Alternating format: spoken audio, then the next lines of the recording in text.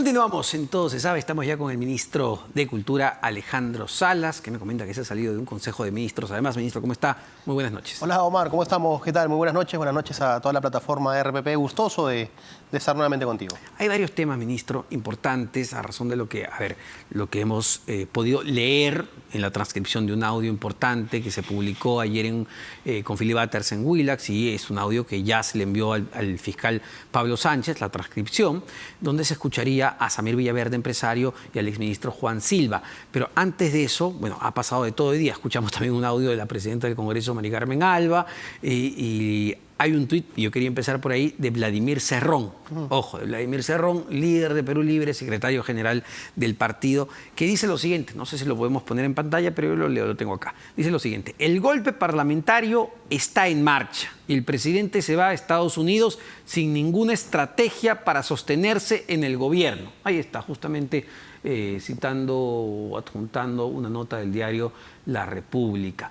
Entonces yo le preguntaría, ministro, en principio, si hay alguna estrategia en medio de lo que estamos viviendo de parte o del gobierno o del presidente. La estrategia que tenemos, Omar, dentro de un país que está viviendo varias crisis, una crisis económica ligada al conflicto internacional y a la coyuntura internacional y la crisis política de la cual no salimos, es seguir trabajando por el país. Con los diversos problemas que tenemos al frente, yo creo que el gobierno y el presidente Pedro Castillo no está distraído en poder ver otra situación que no sea la de darle solución a los problemas del país. En estos momentos, y porque tenía un compromiso contigo desde el día de ayer, he salido de una reunión en Consejo de Ministros donde estamos viendo políticas de Estado, problemas, conflictos sociales que tenemos que ir solucionando. Entonces, no estamos distrayendo el tiempo en ver qué hacemos. No creo, perdóneme, pero no creo que al presidente Castillo no le preocupe la investigación que ya la abrió el fiscal Pablo Sánchez. No creo que no le preocupe lo que se lee en la transcripción del audio entre Samir Villaverde y Juan Silva. Créeme que con relación al tema de esa transcripción a la cual haces referencia, es una transcripción donde definitivamente hay que ver si esos audios, digamos, que existen, porque hay una transcripción, y obedecen a las voces de las personas. Sí, claro, tiene que ser corroborado. Tienen que pasar por un tema de peritaje. Pero el presidente lo que nos ha manifestado es lo siguiente, y lo ha dicho, y lo dijo en el mismo Congreso de la República. Si algún funcionario, familiar, paisano, faltó a mi confianza y vulneró el principio de confianza, que la justicia haga su trabajo, Omar. Entonces, yo creo que la justicia tiene que trabajar con esa transcripción. Tiene que investigar, y si algún funcionario, quien fuese, faltó la confianza del presidente de la República, pues que la responsabilidad de la justicia recaiga y haga su trabajo. Pero usted parte entonces del supuesto de que si hubiese una organización criminal, y lo pongo como supuesto y condicional, ¿el presidente Pedro Castillo no estaba enterada de esta organización? Mira, nuestra legislación penal, Omar, establece muy claramente, por ejemplo, en el delito de tráfico de influencias, cuando uno quiere decir que tiene influencias, que tiene llegada y todo lo demás, no solamente a la influencia real, sino a la influencia ficticia.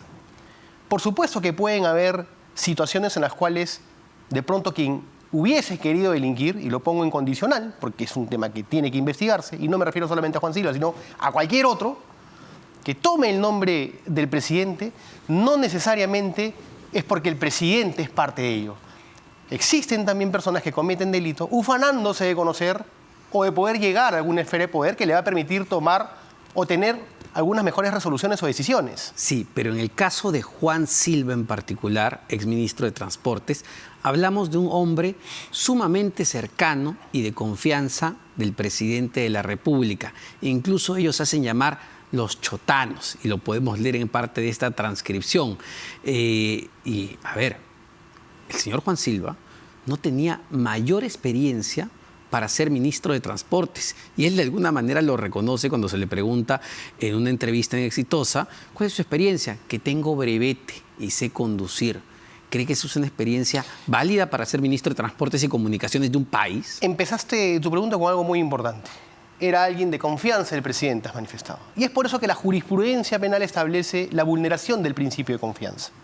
Entonces dejemos que la justicia haga su trabajo. Estamos hablando de presunciones. A mí me hubiese gustado que se muestren los audios. Hay una transcripción. Yo no sé si este señor Villaverde, que tiene ya antecedentes penales de años anteriores, inclusive creo ingresos a prisión, también está y sigue fabricando audios. Cada vez que lo visitan a la cárcel fabrica un audio y se empieza a poner eso en fiscalía. O sea, hay que tener mucho cuidado. Claro que sí. Hay que tener mucho cuidado con eso, con ese campo, ¿no? Esto tiene que ser corroborado, pero, digamos, ha sido indicio suficiente para el fiscal de la Nación, Pablo Sánchez, ojo, no solo lo de Villaverde, vamos a hablar de los demás indicios, de los demás colaboradores que hay, pero ha sido suficiente, y sobre todo entiendo los audios, para abrir una investigación fiscal al presidente de la República. Vulnerando el artículo 117 de la Constitución Política del Perú. Esa es su interpretación, pero la interpretación del fiscal Pablo Sánchez y de otros constitucionalistas es que la 117 dice que, vamos, no se puede acusar, pero lo que se está haciendo es investigar. Pero eso es interpretable y nos vamos a enfrascar en un tema legal. Claro, es interpretable, pero a lo que voy. pero ya hay precedentes de esto Pero también. a lo que voy. Hay muchísimos indicios que apuntan al presidente de la República. Mira, los indicios tienen que ser probados, tienen que ser trabajados. Por eso que la justicia haga su trabajo con tranquilidad y con responsabilidad. Hubieron acusaciones, por ejemplo, contra el expresidente García, que aplicando el artículo 117, tanto el ex fiscal de Nación Peláez Bardales como Gladys Echaíz archivaron, aplicando el artículo 117 de la Constitución, manifestando que no se le puede investigar porque era presidente de la República. Tenemos precedentes de la interpretación ya dada a materia de Fiscalía de la Nación respecto a las investigaciones a presidentes. Que se modifique el artículo de la Constitución y todo bien. Que no se haya hecho antes no significa que esté bien. Y más aún en un país, y usted lo recordará, ministro Salas, que hemos vivido digamos, una historia de corrupción increíble, con presidentes de la República investigados por corrupción, con presidentes de la República en la cárcel. Es decir, estamos en otro contexto. Y entonces hay un montón de colaboradores, hay un montón de indicios que señalan que hay una organización criminal que sería encabezada por el presidente y no vamos a hacer nada. Omar, contra la corrupción creo que todos los hombres de bien tenemos que luchar. Por supuesto que sí. Pero la Constitución Política del Perú no la podemos interpretar de acuerdo a la coyuntura política. Empezamos a generar malos precedentes. ¿Sabes por qué? Porque en esta oportunidad ha sido electo el presidente Pedro Castillo. Y en el 2026 tocará hacer una transición democrática.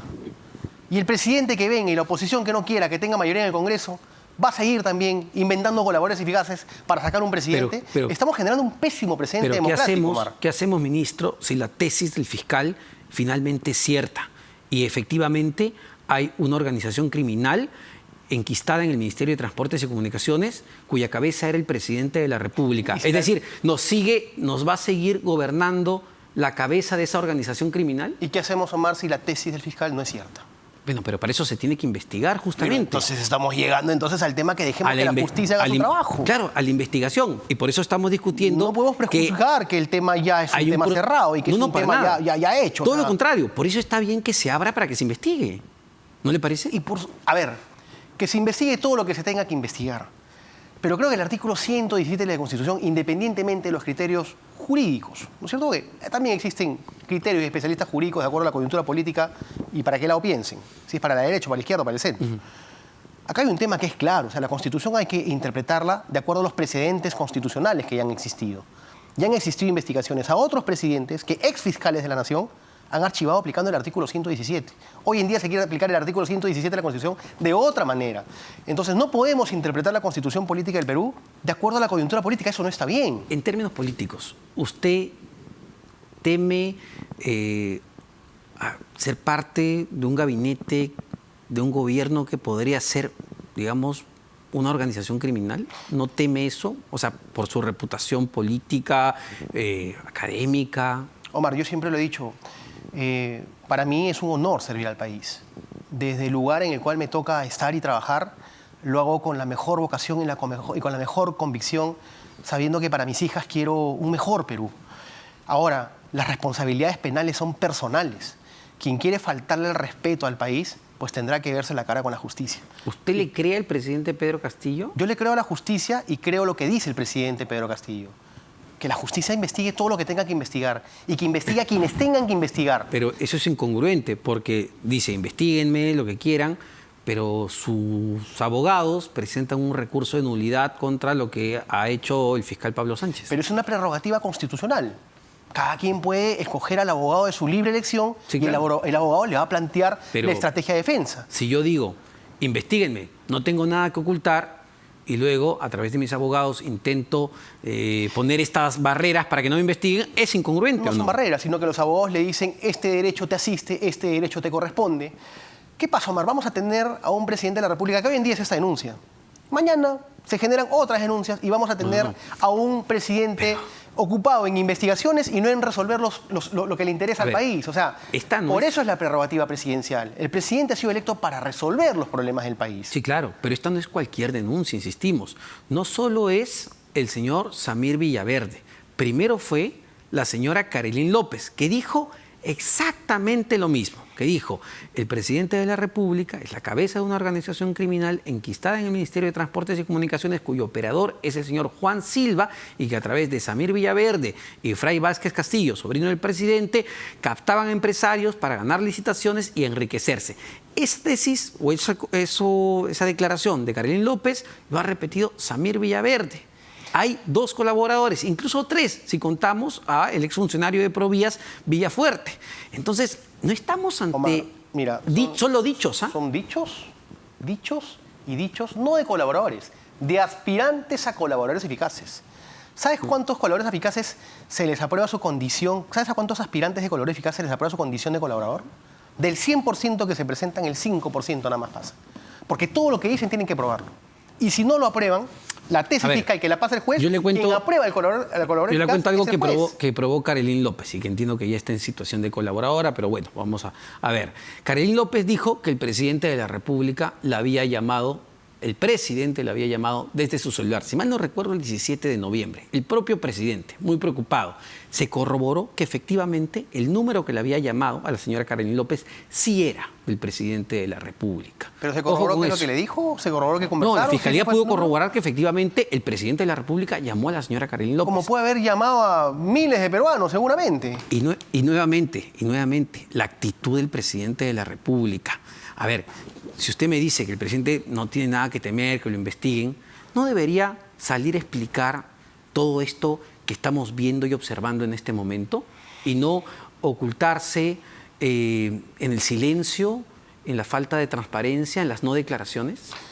Mira, Omar, cuando el presidente observa de una u otra manera, hay medios serios, como el de ustedes, por ejemplo, pero cuando observa otros tipos de medios de comunicación, donde lo que buscan es una entrevista del presidente para luego generar burla, mofa, generar acusaciones constitucionales porque de pronto se malinterpretó una frase que él quiso decir, ¿con qué ánimo se le pide al presidente, siéntate al frente de un periodista? Nosotros lo invitamos aquí a los estudios de Todo Se Sabe, de RPP o en cualquier espacio. De todas maneras, queremos invitarlo y queremos hacerle las preguntas respectivas. Es lo importante. Pero usted me dice, mofa, CNN, una cadena internacional, ¿siente que se burló del presidente? Totalmente. ¿Por qué? Si le hizo las preguntas, digamos, muy claras. No, yo siento que se burló porque después de la entrevista, el entrevistador salió a burlarse, a decir prácticamente que teníamos una vergüenza de presidente, y creo que eso no hace un periodista.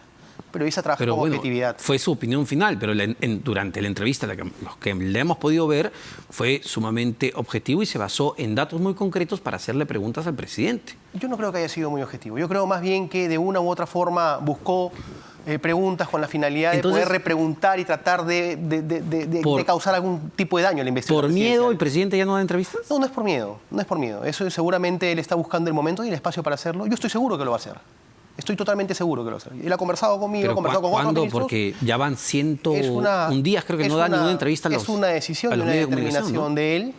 En otros países existen voceros, no hablan los presidentes.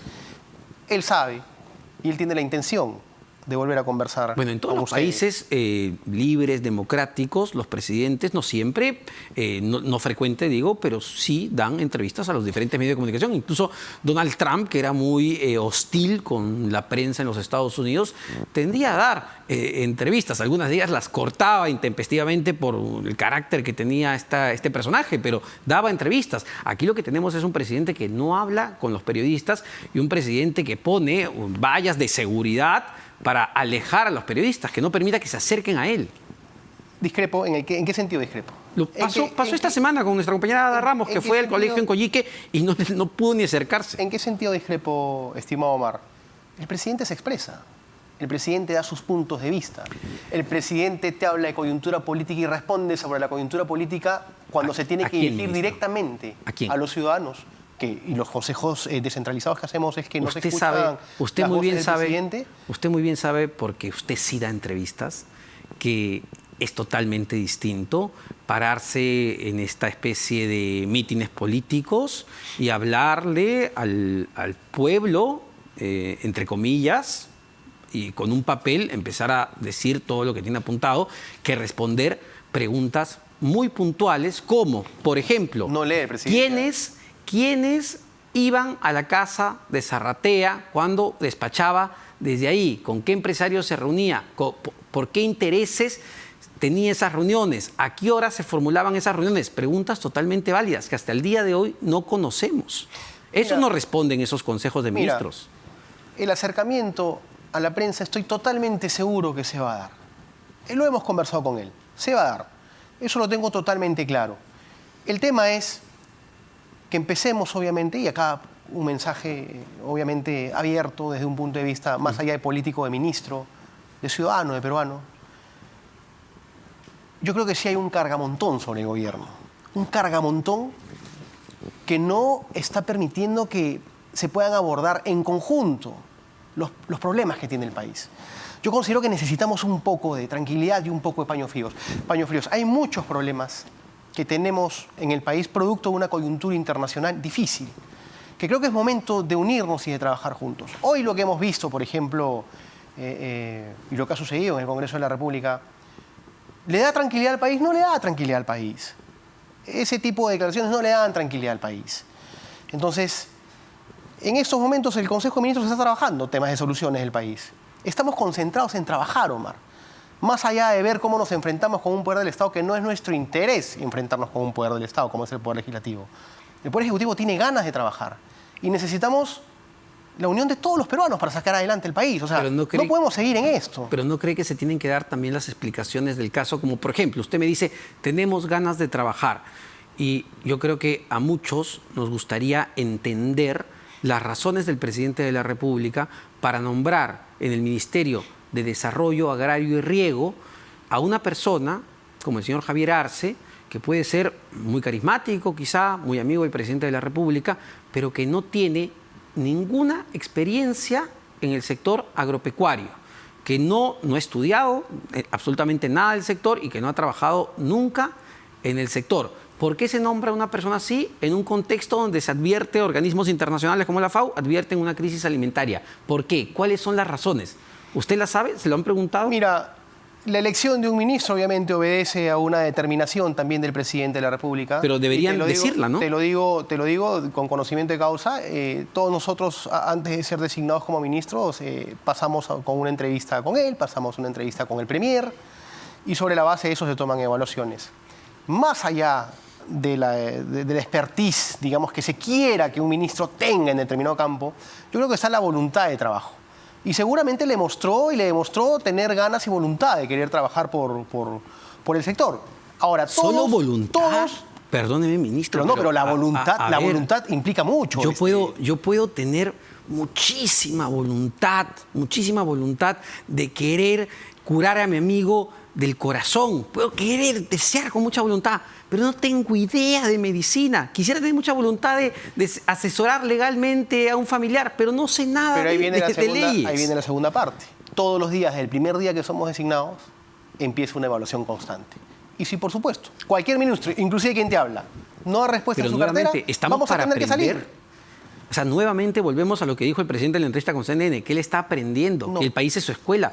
Estamos para aprender, no deberían llegar las personas más calificadas y más idóneas a los puestos claves como es un ministro de Estado. Si usted mismo me dice, queremos trabajar, bueno, si quieren trabajar, pongan a las personas más idóneas. No es la primera lógica que uno tendría. ¿Cuántos ministros expertos en sus materias, Omar, de distintos gobiernos, hoy en día los vemos en problemas judiciales? Se necesita ser experto para hacer las cosas bien. Ya, a ver. O sea, vamos paso a paso, ¿no? Vamos paso a paso. A ver, ya, si me dice que tener experiencia en el sector no importa como requisito, al menos entiendo que un requisito debería ser no tener, pues, prontuario, ¿no? No haber estado en la cárcel, no tener investigaciones. ¿Eso se pregunta? No te he dicho que no importa, Omar. Pero pareciera a mí que más le importa la voluntad. Mira, no, es que por eso cuando hablamos, ¿qué es lo que te dice el artículo 124 de la Constitución Política del Estado Peruano para designar un ministro? Pero cuando hablamos de que la Constitución necesita cambios, necesita mejoras, hay un sector que se asusta. Entonces nos apegamos siempre a la letra chiquita y no a lo que sería ideal para el país. Nos apegamos a la Constitución que necesita reformas, que cuando se establecen y se dicen se necesitan reformas en la Constitución para poder hacer mejor las cosas como país, dicen no, eso genera desconfianza. Pero cuando se aplica la Constitución como está, se dice por qué se aplicó así. Y por ejemplo, usé quizá solo un ejemplo del ministro Javier Arce, pero volvamos al tema de Juan Silva también. Uno diría, a ver, ¿por qué el presidente de la República tiene interés de que en la cartera que maneja el presupuesto más importante del país en materia de infraestructura, como es el Ministerio de Transportes y Comunicaciones, esté una persona con cero experiencia en el sector de transportes y comunicaciones? Y como él mismo dijo, su única experiencia es tener brevete y que sabe conducir. ¿Por qué el presidente designa a una persona así para una cartera tan importante para el país? Mira, Omar, el ser ministro o la designación de un ministro de Estado obedece a un cargo de confianza establecido en la Constitución Política del Perú. El presidente tiene 9 meses de gobierno y siempre va a haber una curva de experiencia. Yo estoy absolutamente seguro que los errores se van a corregir y los aciertos se tienen que reforzar. El presidente tiene 10 meses de gobierno y protegió a Juan Silva durante 7. Usted recordará, salieron incluso audios donde se escuchaba que él iba a cortarle la cabeza a la jefa de la ATU, a la jefa de la SUTRAN, los organismos supervisores para apoyar el transporte informal, y no pasó absolutamente nada. Yo no diría que protegió, el presidente no protege a nadie, y te lo puedo garantizar. Lo mantuvo. Lo evaluó, y lo evaluó 7 meses seguramente, y evaluó sus resultados. El Congreso, 7 meses, el Congreso de la República tuvo que llevar adelante, después de la presión que hizo Susel Paredes como congresista, tuvo que llevarlo a un proceso interpelatorio. Y recién, cuando se dio cuenta que tenían los votos para censurarlo, fue que el ministro Juan Silva renuncia. Ojo, el presidente no le pidió la renuncia a Juan Silva. Mira, si Juan Silva renuncia es porque por supuesto que el presidente lo conversó con él para pedirle la renuncia, eso lo tengo totalmente claro. O porque sabía que lo iban a censurar. Lo tengo totalmente claro, o sea, eso es un hecho, el presidente le pide la renuncia, sí. Ahora, el tema de Juan Silva... Porque sabía que lo iban a censurar ese día. El tema de Juan Silva ya dejó de ser ministro. ¿Y a quién puso? Y tiene que trabajar lo que la justicia le está mandando y lo está emplazando. ¿Y a quién puso Juan Silva? ¿De ministro? ¿A quién dejó? Juan Silva no puso a nada. Bueno, ¿a quién puso el presidente? A Nicolás, ¿no? A secretario general de Juan Silva. Es decir, el mismo esquema continuaba en el Ministerio de Transportes y Comunicaciones, el que para la Fiscalía sería justamente el ministerio que habría captado esta organización criminal. Bueno, esas son hipótesis, ¿no? Por eso te digo, que la justicia haga su trabajo, Omar. Porque si nos vamos a fundamentar solamente en hipótesis, podemos elucubrar y abrir un bosque de especulaciones que finalmente creo que las investigaciones van a llevarnos a la verdad. Lo que sí te puedo decir es que, y te lo vuelvo a manifestar, es que en estos momentos existe un poder ejecutivo que quiere trabajar por los problemas del país. Que la justicia haga su trabajo como corresponde, pero que se respete también la Constitución dentro de lo que estipula el artículo 117 de la Constitución Política del Perú. Si no le damos tranquilidad, si seguimos en desestabilidad política, no vamos a avanzar como país. Creo que es importante unirnos como peruanos y sacar esto adelante. No hay otra fórmula. Que la justicia haga su trabajo, sí, pero tenemos que concertar para que esto salga adelante. Para mí, eso de que se vayan todos y esos dichos de que se vayan todos es algo que no soluciona absolutamente nada. Y vienen de voces que seguramente están buscando trabajo y necesitan que haya nuevas elecciones para poder volver a ser electos. Entonces acá hay que ser responsables con la democracia. Yo no creo que Susel Paredes esté buscando trabajo, porque en todo caso ya lo tienes congresista. Susel es una excepción en eso porque ella está siendo congresista, es cierto. Pero me refiero a quienes promueven las marchas. Y ella es la que está promoviendo el que adelantemos elecciones y nos vamos todos de acá. Me refiero a quienes promueven las marchas, ¿no? Pero nos vamos todos que sin una reforma política para volver a elegir ¿qué? En el Congreso. Sí, ¿qué vamos a elegir si no hay una reforma política clara? Ahí estamos de acuerdo, pero cuando usted dice que no necesitamos inestabilidad política en el país, también estoy de acuerdo, pero ¿no es el presidente de la República el que también promueve esta inestabilidad? Mira, Omar, para mañana están convocando una gran marcha, ¿no? ¿Cómo se financia? ¿Quién la financia? Que la democracia lo vea en su tiempo y que la democracia finalmente lo evidencie. Pero lo que sí te puedo decir es que el gobierno va a actuar dentro del control interno, siempre con el respeto a los derechos humanos. No vamos a permitir tampoco que se haga una marcha para tratar de sembrar muertos.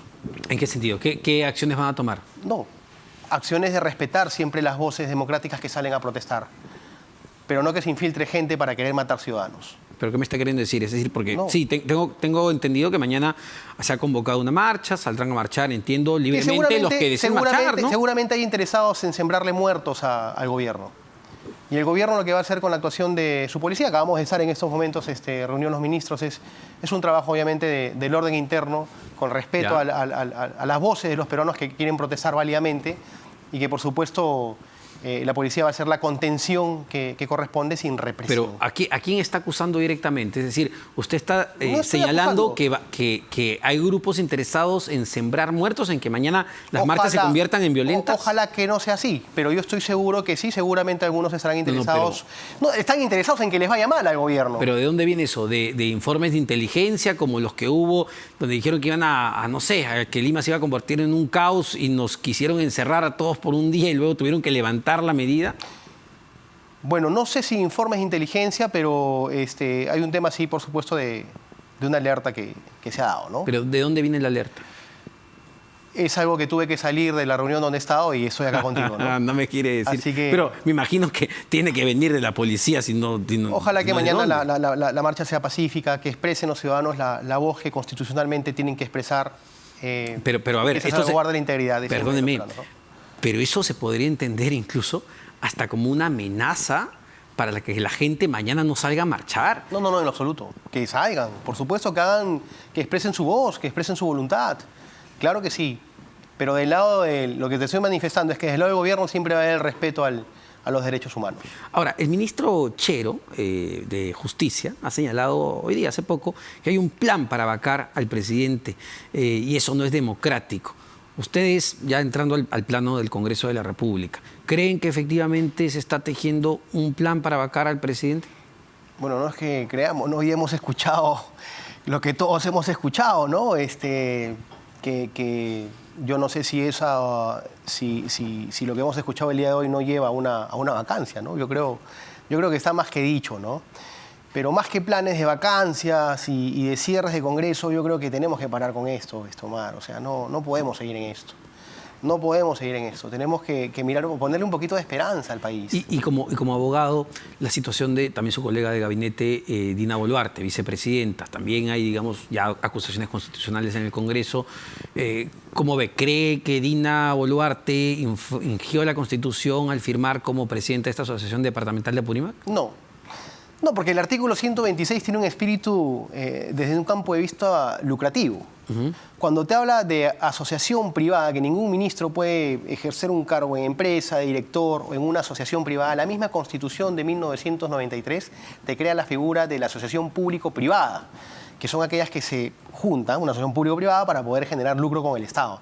Cuando hablamos de un club departamental, los clubes departamentales se rigen por la ley de clubes departamentales y se rigen por lo que es una asociación en el Código Civil. Y toda asociación en el Código Civil es una asociación sin fines de lucro.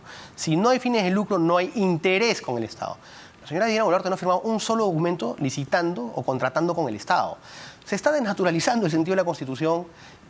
Si esto lo llevaríamos a un tribunal de jueces para que evalúen dentro del marco jurídico si es correcto o no la infracción que se está formulando, te aseguro que el tribunal de magistrados diría, no, el sentido de la norma es otra, el sentido de la Constitución es otra. Pero este es un juicio político, acá no importan los argumentos, importan los votos.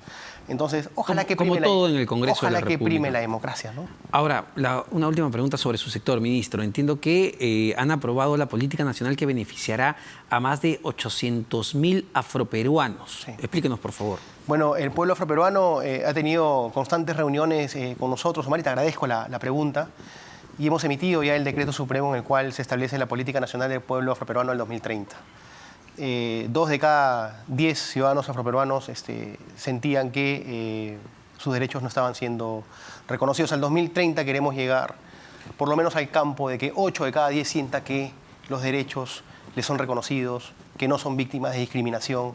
Hay mucho campo y mucho trabajo que hacer con ello. Hemos articulado mesas de trabajo con el pueblo afroperuano, se ha hecho realidad este plan y mañana lo estamos lanzando a las 9 de la mañana para trabajar con ellos una política nacional que nos permita a todos en un país pluricultural sentirnos siempre bien peruanos e iguales. Bueno, una excelente noticia. Entonces, muchísimas gracias, ministro. Y le hacemos nuevamente extensiva la invitación al presidente de la República, Pedro Castillo, para que se anime y le dé la primera entrevista. Se la voy a hacer aquí llegar. A Todo Se Sabe. Se la voy a hacer llegar. Muchísimas gracias. Alejandro Salas, ministro de Cultura, respondiendo de toda esta coyuntura compleja por la que atraviesa el país, política judicial. Vamos rápidamente a una pausa. Venimos para conversar con el ex fiscal supremo Tomás Aladino Gálvez.